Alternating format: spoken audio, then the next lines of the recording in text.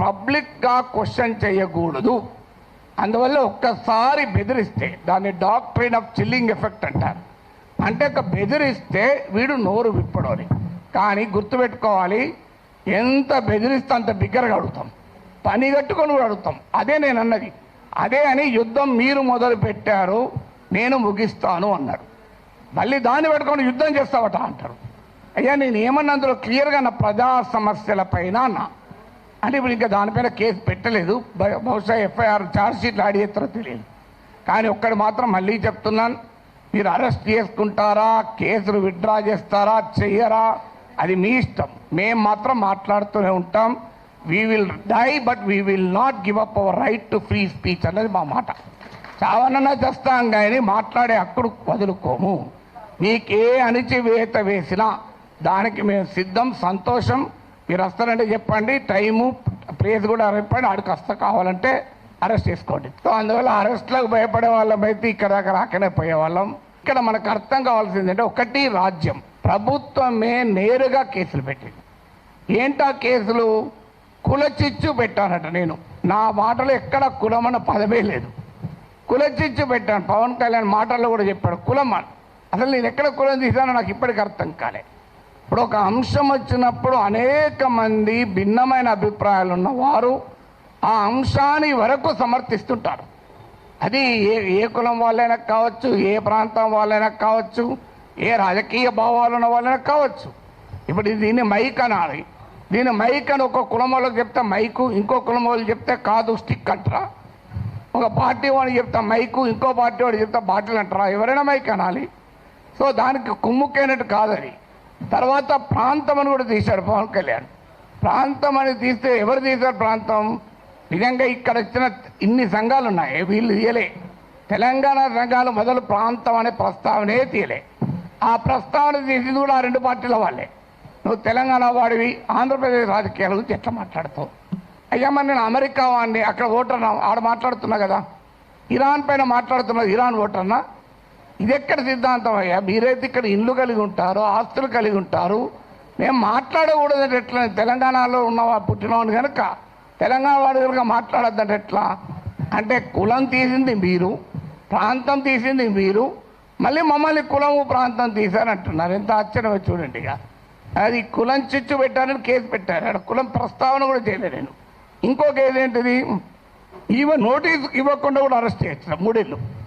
ఏంటంటే అంటే అల్లర్లు సృష్టించేదానికి పనిచేశారట. నేను ఇప్పుడు ఈ ఇన్సిడెంట్ జరిగి 10 రోజులు అయింది. ఎక్కడ అల్లర్లు అయింది?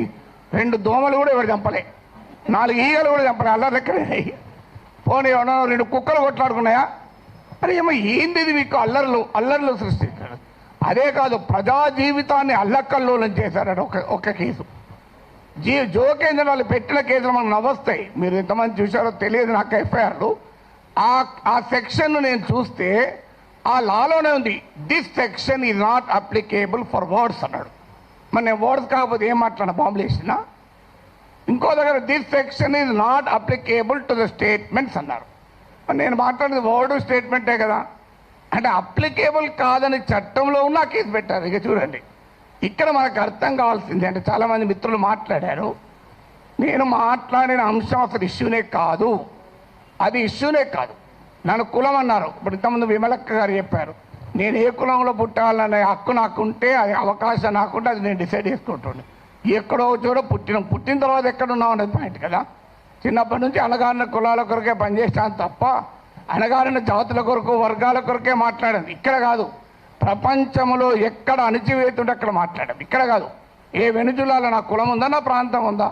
వెనుజులాలో అణచివేత గురించి, క్యూబాలో అణచివేత గురించి మాట్లాడాం, కొలంబియాలో మాట్లాడాం. అక్కడ ఎవరి కులాలు ఉన్నాయి, ఎవరు ఏమున్నాయో మాకు. సో ఎక్కడ అణచివేత ఉంటుంటే అక్కడ మాట్లాడతాం. సో అందువల్ల ఇక్కడ అసలు విషయం ఏంటి అంటే, ఇంతకుముందు చెప్పారు మన మిత్రుడు రఘు చెప్పాడు, అసలు విషయం ఈ ఇష్యూనే కాదు. ఇష్యూ ఏంటి? ఆంధ్రప్రదేశ్కు విశాఖపట్నానికి రైల్వే జోన్ ఇచ్చాడు. ఆ ఇచ్చినట్టే ఇచ్చి ఆదాయం వచ్చే కిరండాల్ కోరాపుట్ లైన్ తీసేసి ఇచ్చారు. ఆ లైన్ను ఒరిస్సాకు పంపించారు. ఆంధ్రప్రదేశ్లో ఒక్క రాజకీయ పార్టీ అడగదు. నా పైన గంట సేపు డిబేట్ పెట్టే టీవీ ఛానల్ కూడా అడగవు. విచిత్రం ఏంటంటే, అయ్యా మరి ఈ రైల్వే జోన్ ఇచ్చారు, ఆదాయాన్ని ఇచ్చేదాన్ని తీసుకెళ్ళి ఒరిస్సాలో కలిపారు, ఇది అన్యాయం కదా అని ఒక్కరు అడగలే. నాగేశ్వర్ పైన 1 అవర్ డిబేట్ పెట్టిన వాళ్ళకు ఆంధ్రప్రదేశ్ ప్రజల కోసం అవసరమైన ఈ ఒక్క టాపిక్ మీద ఎందుకు డిబేట్ పెట్టరు? ఆన్సర్ లేదు. ఇక మీకు మచిలీపట్నం పామర్రు ప్రాంతంలో మీకు విలువైనటువంటి ఆయిల్ అండ్ గ్యాస్ నిక్షేపాల్ని ఓఎన్జీసీ కనుగొంటే అత్యంత చరిత్ర జరిగిన దుర్మార్గ చరిత్ర గల వేదాంతకి ఇచ్చేశారు. తూత్కుడిలో ప్రజల్ని చంపినటువంటి వేదాంతకి ఇచ్చారు. ఇది ఆంధ్రప్రదేశ్లో ఏ ప్రధాన పార్టీలు రెండూ అడగలే. ఇక్కడ నా పైన డిబేట్ పెట్టిన టీవీ వాళ్ళు అడగలే. విచిత్రం ఏదంటే, కానీ నేను అడిగాను. అది కోపం ఏంటంటే ఇలాంటి ఉదాహరణ 100 చెప్పగలుగుతాను. అందువల్ల పబ్లిక్గా క్వశ్చన్ చేయకూడదు. అందువల్ల ఒక్కసారి బెదిరిస్తే దాన్ని డాక్ట్రిన్ ఆఫ్ చిల్లింగ్ ఎఫెక్ట్ అంటారు. అంటే ఒక బెదిరిస్తే వీడు నోరు విప్పడని. కానీ గుర్తుపెట్టుకోవాలి, ఎంత బెదిరిస్తే అంత బిగ్గరగా అడుగుతాం, పని కట్టుకొని కూడా అడుగుతాం. అదే నేను అన్నది. అదే అని యుద్ధం మీరు మొదలు పెట్టారు, నేను ముగిస్తాను అన్నాడు. మళ్ళీ దాన్ని పెట్టుకొని యుద్ధం చేస్తావట అంటారు. అయ్యా నేను ఏమన్నా అందులో క్లియర్గా నా ప్రజా సమస్యల పైన అన్నా. అంటే ఇప్పుడు ఇంకా దానిపైన కేసు పెట్టలేదు. బహుశా ఎఫ్ఐఆర్ ఛార్జ్షీట్లు యాడ్ చేస్తారో తెలియదు. కానీ ఒక్కటి మాత్రం మళ్ళీ చెప్తున్నాను, మీరు అరెస్ట్ చేసుకుంటారా, కేసులు విత్డ్రా చేస్తారా, చెయ్యరా, అది మీ ఇష్టం. మేము మాత్రం మాట్లాడుతూనే ఉంటాం. We will die but we will not give up our right to free speech అన్నది మా మాట. చావనన్నా చేస్తాం కానీ మాట్లాడే హక్కుడు వదులుకోము. మీకే అణిచివేత వేసినా దానికి మేము సిద్ధం, సంతోషం. మీరు వస్తారంటే చెప్పండి, టైము ప్లేస్ కూడా చెప్పండి, ఆడికి వస్తా. కావాలంటే అరెస్ట్ చేసుకోండి.